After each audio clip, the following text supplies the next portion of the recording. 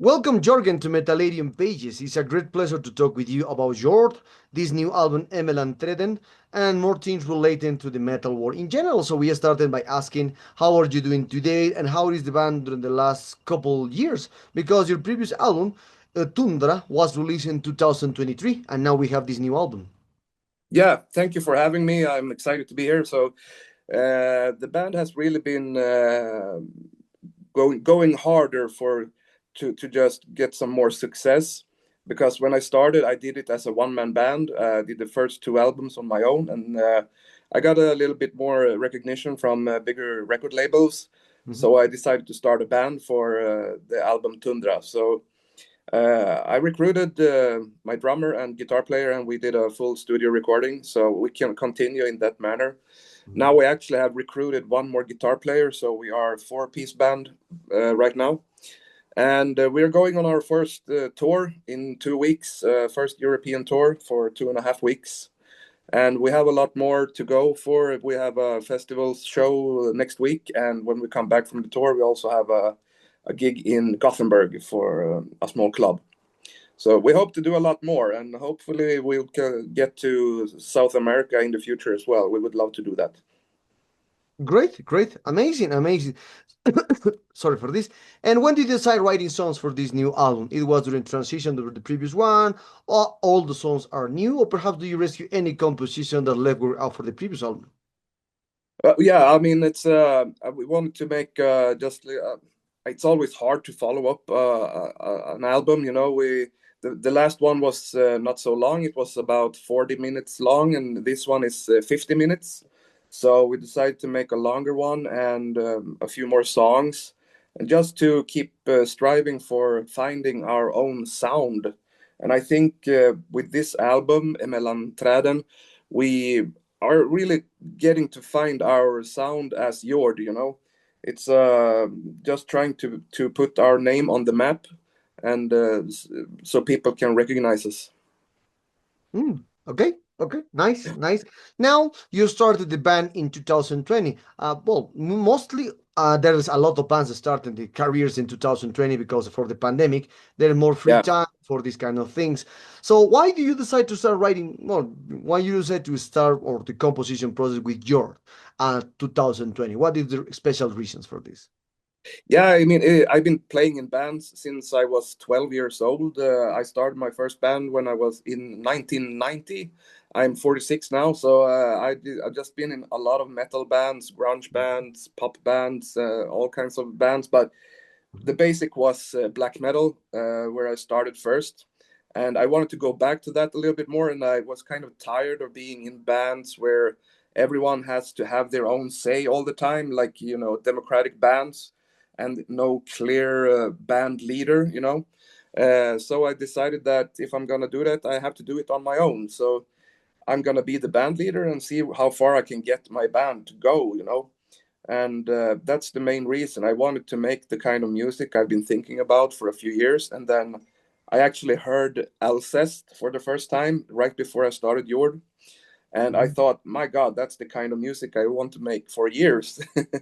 So that's the reason I started Jord. Actually, I listened to Mhm. Alcest wandering around in the forest where I live, and I just came to think of all the songs and the concept and the band name and everything. Oh, okay, okay, Yeah, okay. Interesting, interesting. And when this kind of point, well, you said that that you in this moment you have four albums on your career. So yeah. that's in 5 years, four albums is accomplished. Because more, it's not like it's very different now the years. And but in this kind of situation, so how do you see now when you started your compositions process? And now, when we are releasing this new album, ML and Threaden, how many things changed since the beginning to now in 5 years? Oh, a lot of things have changed. The only thing that's consistent is that I write all the songs and lyrics still, but it kind of changed because of my band members, the way that they play their instruments, and that influences me to write different music because I know what they are capable of doing, things that I cannot do. So that's the main thing I have with me when I write music today. But I already started to write music for the next album. So, and that on that album, my band members are gonna contribute with writing some music them as well. So that's gonna be very interesting to see actually where album number 5 is gonna go, because that one is gonna be more different, I think. Oh, okay, okay, okay, okay. I understand for this now. Now, Yeah, well, the this album will release it well tomorrow. There's a one day to release this, or this will be releasing in yeah. September 5th. So until now, how it was the reception of these albums? For example, the reviews, the comments, the audience on this kind of situation, and also how do you take a bad review? For example, how for you, how do you take a bad review? It's good for you because some musicians doesn't like a bad reviews, but other musicians thinks that is about reviews contribute to explore more sounds or get better in the next record. So for you, Yeah. how do you take a bad review in this case? Yeah, I really I look forward to read all the reviews. So far, I've got 7 reviews of the album, and they've all been great. All have given it 8 out of 10. So it's I'm really happy about that. I haven't seen any bad reviews so far, and I think on the last album there was only like one half bad review of all the ones I read, and it wasn't really that bad. So I'm not that. I'm not really struck down by bad reviews like that, because but even if I would get one, I think it's very informative, and Mhm, just to get a point of view from someone, maybe mhm, to get me something to think about for the next album.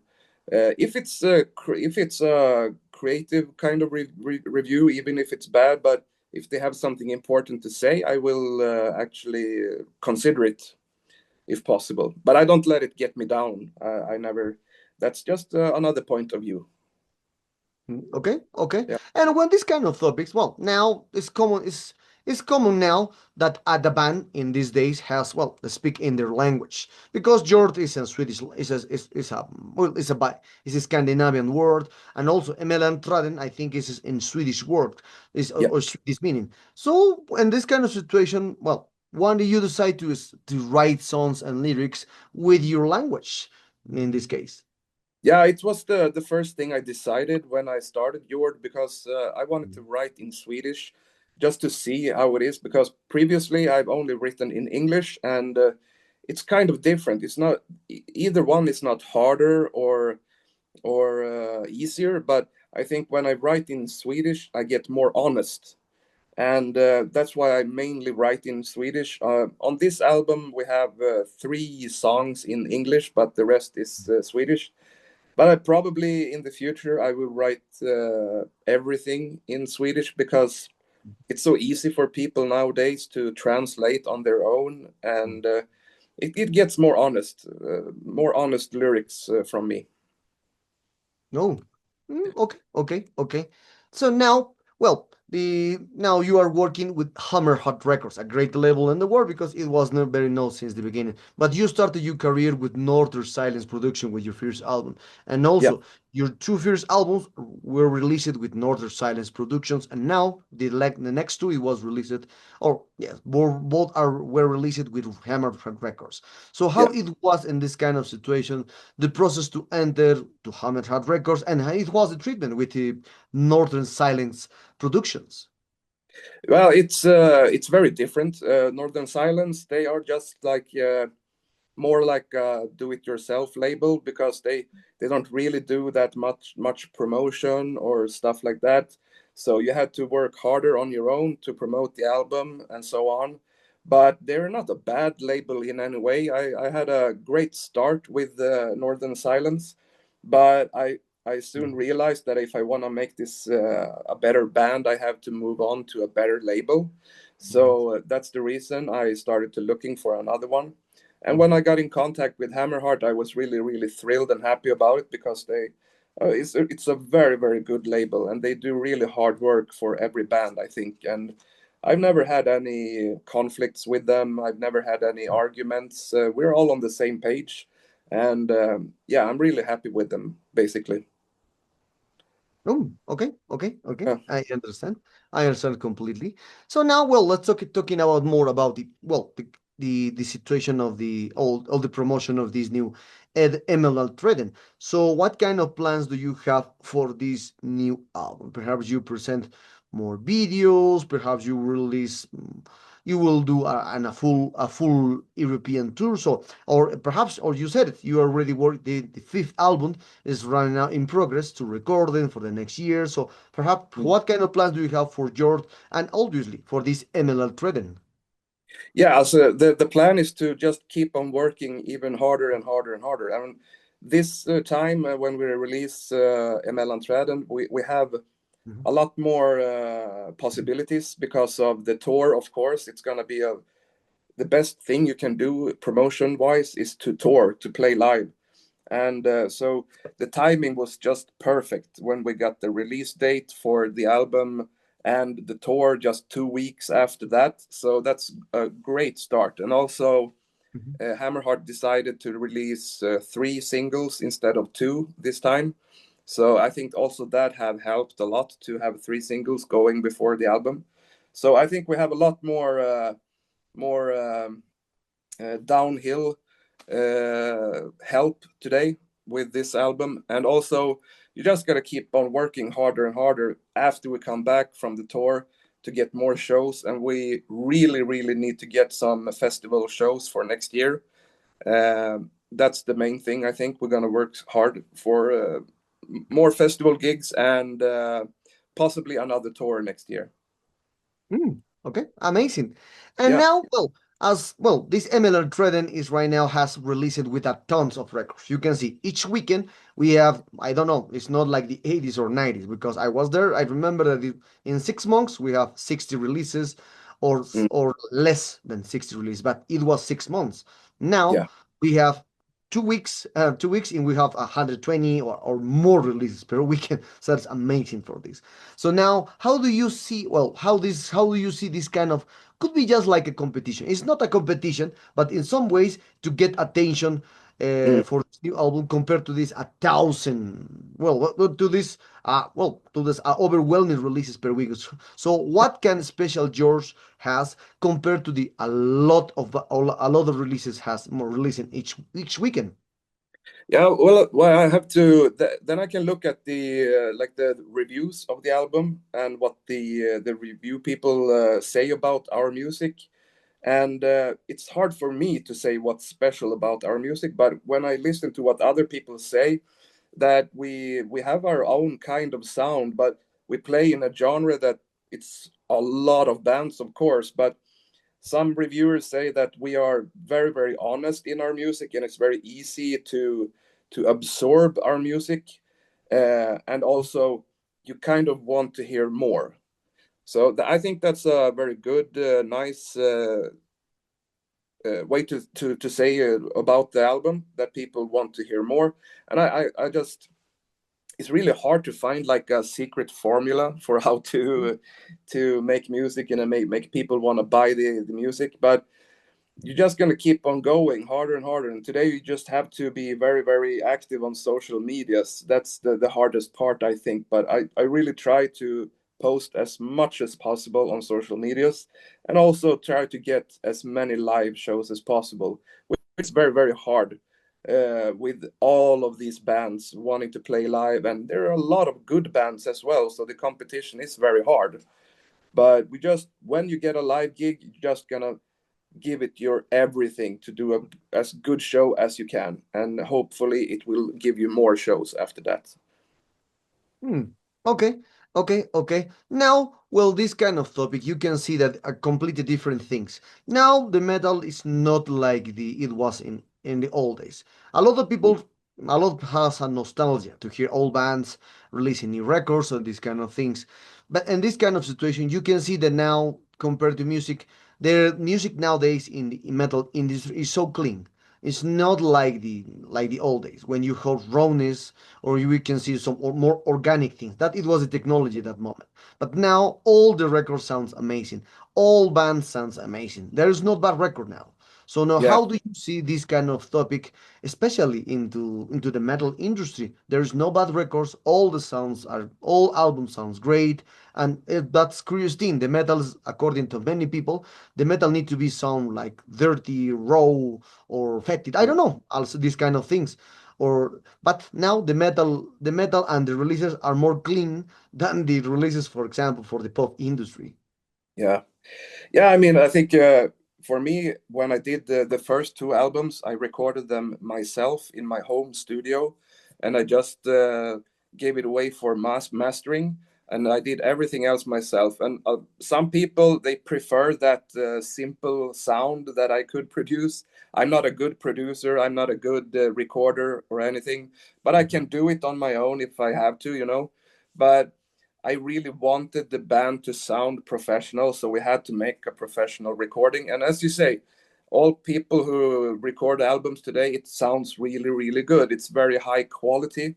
But I think some of the things that's gonna stand out in the mix is how you place everything in the mix. And if like us, you make atmospheric metal music, you want that atmosphere around you in the mix. And I think our producer Micke, he has captured that really well. And I also, when I write the songs, I want to create that atmosphere with adding a lot of scenic sounds and different synthesizers that lie in the background. Hopefully, that creates the mood I'm after. Mhm. And as I mean, it's really hard to stand out, but you just have to try everything to get your thing, you know, try to make a thing for yourself and try to reflect the kind of music that you play in the recordings. Okay, okay, well, okay, I understand.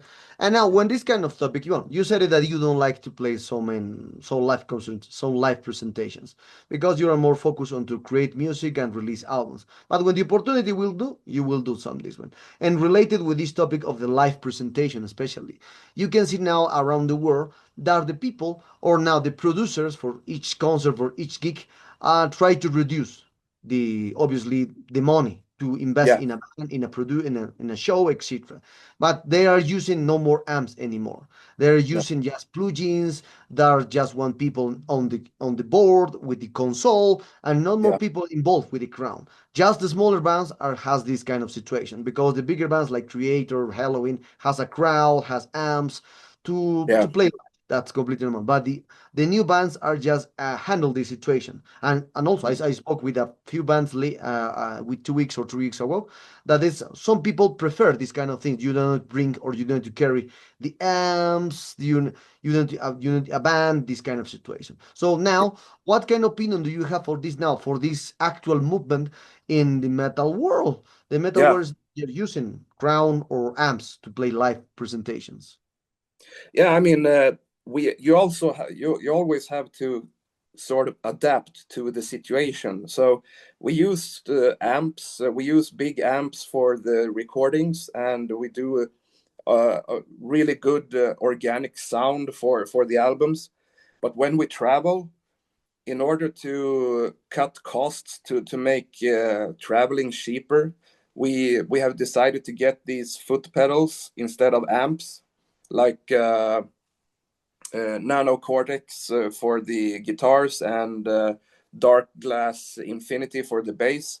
Just plug it straight into the PA system, and it's very easy to travel with because it's really expensive to bring big amps on a plane. So we when we travel as light as possible, so we can afford to travel, and that's the main reason why we use these little gadgets nowadays. But I believe when we can afford, when we get to be like a better paid band, I think we will bring amps in the future if we can.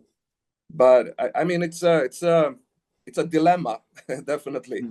You want that big sound with you, but you can't afford to bring it. And but I think a lot of these new pedals they have really excellent sound. So I'm not really that bothered by the sound quality. It's gonna sound great, even though we use these pedals. So I'm not too worried about it. But it's every band has to have afford to travel, and this is one way to do it. Hmm. Okay, okay. So we are very close to this interview, Jorgen. And for Yeah, this also with this kind of situation, well, we can see that the situation of this will be that the new technology are taking jobs. And with this kind of situation, the fans things like that when we were talking about for this AI situation, because for me it's not a AI, it's just a new yeah, software compile a lot of information. That's the only thing. It's not think this new software not think, not think or do or something by them by itself. So in mm, this kind of situation, what kind of opinion do you have for this AI software or a new technology into the music industry? Because now you can see there is programs that are creating music, that there is artwork created by AI and something. yeah, yeah. I can't say I'm too happy about it because I mean, music and poetry and art and everything that comes from people makes you feel something, and I don't think that AI music makes you feel anything. The AI apps, I have never used any one of them, but I've heard examples of it by other people, and I mean, it sounds kind of perfect, but almost too perfect. I really don't like it, but I've been talking about this a lot with my friends, and I think it only takes like one generation Mhm, before all musicians are gone.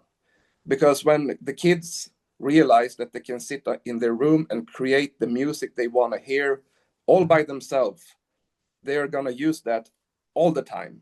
And it only takes like one generation before every musician is gone in mhm, that way. So I'm kind of worried about it. I think it's a bad direction that we're going in with AI music because it's kind of soulless, mhm. and I really don't like that. Mm. So yeah, that's my take on it. Oh, okay, okay. So now one of the last questions for this interview, Jorgen, is well, we related this a little topic compared with the MLM trading because this MLM trading, as you said, you have a lot of influence from Alcest, and this kind of music has a lot of layers, textures, keyboards, backgrounds, and a lot of things. That's completely normal. And we relate this topic with this synesthesia topic.